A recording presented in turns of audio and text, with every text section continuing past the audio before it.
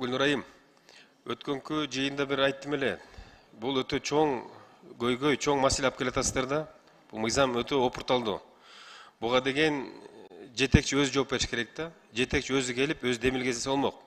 Сиз абдан чоң жоопкерчилик өзүңүзгө алып атасыз. Кийин буга жооп бере турган күн келип калышы мүмкүн да, Гүлнур Айым.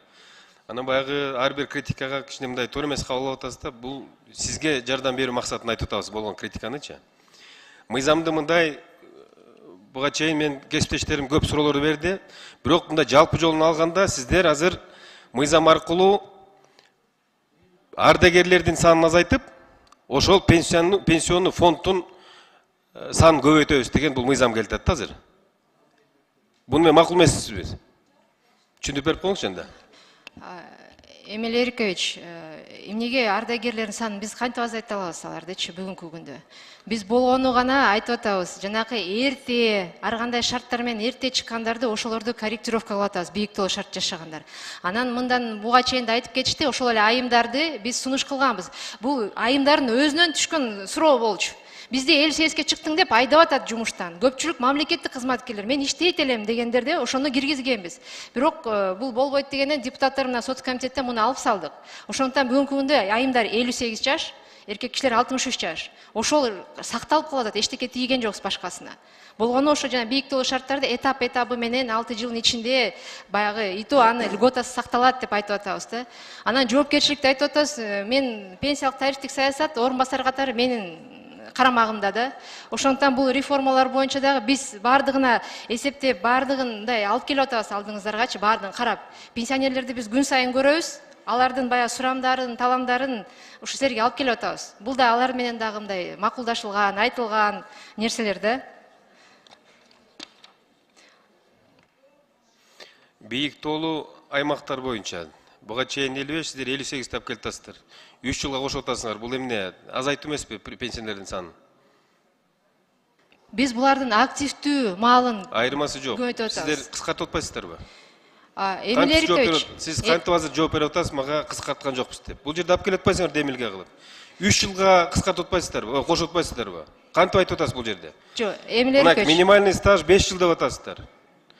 Жок, минимальный стаж бизде мисалы бүгүнкү күндө пенсиянын базалык бөлүгүн толугу менен эркектер 25 жыл иштесе, айымдар 20 жыл иштесе алат. Буга чейин эски мыйзам боюнча андай коюлган эмес. Канча жыл мөөнөт болуш керек? Пенсиянын базалык бөлүгү боюнча бар. Базасы жок болчу. Азыркы жаңы мыйзам боюнча 5 жылды кошуп атасыздар. Эмнеге алып кошуп атасыздар? Эмне максат көзөп атасыздар? Эмиль Эрикович, мындай да айтып атпаймынбы бүгүнкү күндө мына буга чейин дагы Жалалдин Паязидович айтып кетпедиби? Кимдер кандай минимальный алат депчи. Адам 1 жыл иштеп туруп, анан 400 сомго алып туруп, анан кийин могу жерге келгенде эле ошо депутаттар айтасыңар, кантип 400 сомго жашаса болот депчи. Ал адамга суроо бериш керек, 63 жашка чейин жүрүп, кантип ушу 1 жыл стаж менен пенсияга чыктың деген суроо эч ким узата албайт. Анткени мыйзам жол берет. Бүгүнкү күндө ошол эле Россия Федерациясында 15 жыл минималдуу стаж. Белоруссияда вообще 20-25 жыл. Казакстан, Өзбекстан бардыгы көтөрүп келатат. Алар 15тен уже ашып кеткен стаждар. Арменияда 5 жыл. Бизде бүгүнкү күндө такыр жок. 1 жыл стаж болсо эле чыга берет. Анан кичинекей пенсия менен чыгып алып тур, анан кийин баягы биздин статистикабыз, орто пенсиясы баары түшүп аткан ошол да. Ал адамдын баягы жок дегенде бир 15 жыл, жок дегенде 20 жыл стаж иштеш керек. Мына бүгүнкү күндө 40 жаштагы адамдардын уже 21 жыл стажы бар. Адам иштегенде 40 жыл стаж иштейт. Ошон үчүн алар бир аз көбүрөөк иштесин, көбүрөөк салым кошсун, пенсиясы да кийин көбүрөөк алгылыктуу болсун деген максат, саясат. Бул мыйзам менен эртең эле сиздер элди площадька чогултасыздар да. Көрөсүздөргө ошого алып келатасыздар азырчы. Ошо айтып атам, ошо жетекчилик өзү келип жооп берсин бул жерге. Сиз эмес. Сиз жооп бере албайсыз убагы келгенде. Жамил Кочбек мына, көрдүңүзбү канча деген биздин кесиптештерден көптөгөн суроолор жаралууда да. Анан муну азыр караган билбейм, кандай кажети бар. Эмиль Эрикович, уруксат болсо, бир эмени айтып атасыз каалоо. Мына Асель деген айым прием обращениедан жазыптыр да бизгечи окуп койсом. Саламатсызбы? Жогорку кеңеште сессияда пенсия боюнча мыйзам долбоорун талкуусуна угуп, депутаттардын каршы болуп жаткандыгына нааразы болдум. Мен айыл өкмөтүндө жооптуу катчы болуп иштейм. Бизде пенсия жашында 9 кызматкер бар. Анын ичинен 3 кызматкердин жашы 65 жаштан ашкан. Алар ишин толук кандуу алып барбайт жана орунду бошоткусу келбейт. Пенсиялары айлыгын кошкондо 50 000 сомго чейин алышат. Базовый ставканы төлөбөй токтотуп коюу эң туура, колдош керек деп эсептейм. Бул ошол өткөндө биринчи угудайын баргандайын биздин почтага түшкөн экен. Мындайлар бизге дайыма түшөт да, жаштарданчы. Ошондуктан Гүлнар Айым, угуп койсоңуз, Сиз колуңуздагыдай кат жарандардан бизге көптөп келет да. Ошо биз жарандардын көйгөйүн ошолордун суранышын айтып атабыз сиздергечи. Аны окуп убакыт кетирип эле коюңуз.